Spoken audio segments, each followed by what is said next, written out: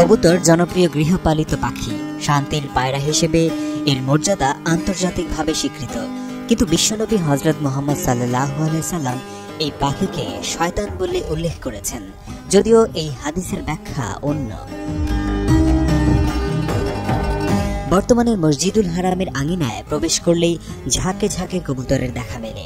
ধূসর পালক, নীল বা সবুজ রঙের দীর্ঘ ঘাড় ও টানা চোখ এদের কিছুটা ভিন্নতা এনে দিয়েছে।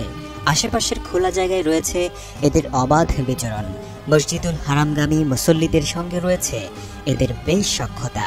এসব কবুতরের কিছু অনন্য বৈশিষ্ট্য রয়েছে, যা সচরাচর অন্যান্য কবুতরের মধ্যে দেখা যায় না। কবুতরগুলো কাবা ঘরের চারপাশে উড়াউড়ি করলেও তাওয়াফকারী বা মুসল্লিদের কষ্ট হয় এমন কিছু করে না। সারাদিন কাবা চত্বরে আনাগোনা থাকলেও তারা মসজিদের ভেতরে বসবাস করে না এবং রাতেও এখানে থাকে না। এমনকি বিভিন্ন সময় পশু পাখির মধ্যে নানা ধরনের রোগ ব্যাধি ছড়ালেও তাতে এসব কবুতর আক্রান্ত হওয়ার খবর পাওয়া যায় না। এসব কবুতরের উৎসমূল নিয়ে ঐতিহাসিকদের মধ্যে বিভিন্ন মত রয়েছে। কারো মতে এগুলো সাওর পাহাড়ের হীরা গুহায় বাসা বাঁধা কবুতরের বংশধর। হিজরতের সময় তারা সাওর পাহাড়ে মহানবী সাল্লাল্লাহু আলাইহি ওয়াসাল্লাম ও আবু বকর রাদিয়াল্লাহু তাআলা আনহু এর আশ্রয় নিলে তারা এসে গুহার মুখে বাসা বাঁধে। পুরস্কার স্বরূপ আল্লাহ তাদের বংশধরদের মক্কায় নিরাপদে বসবাসের সুযোগ দেন। আবার কারো কারো মতে বিশেষ নিরাপত্তা পাওয়া এসব কবুতর আবাবিল পাখির বংশধর। কাবা ঘর ভাঙতে আসা আব্রাহা ও তার বাহিনীকে ধ্বংস করতে আল্লাহর পক্ষ থেকে আবাবিল পাখি পাঠানো হয়েছিল।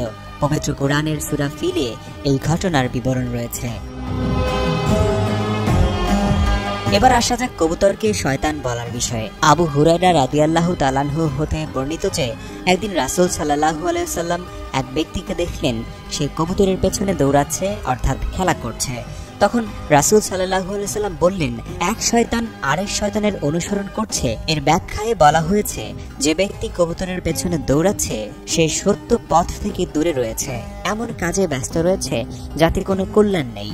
আর এই কাজ ওই ব্যক্তিকে আল্লাহর স্মরণ থেকে গাফেল করছে এবং তিনি এমন কাজে ব্যস্ত রয়েছেন যা তাকে দিন ও দুনিয়া অন্বেষণ থেকে অন্যদিকে নিয়ে যাচ্ছে।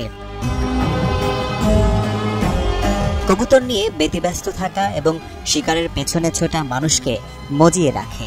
এতে আল্লাহর আনুগত্য, ইবাদত বন্দেগী ছুটে যায়। এজন্যই রাসূল সাল্লাল্লাহু আলাইহি ওয়াসাল্লাম বলেছেন, এক শয়তান আরেক শয়তানের পিছে লেগেছে।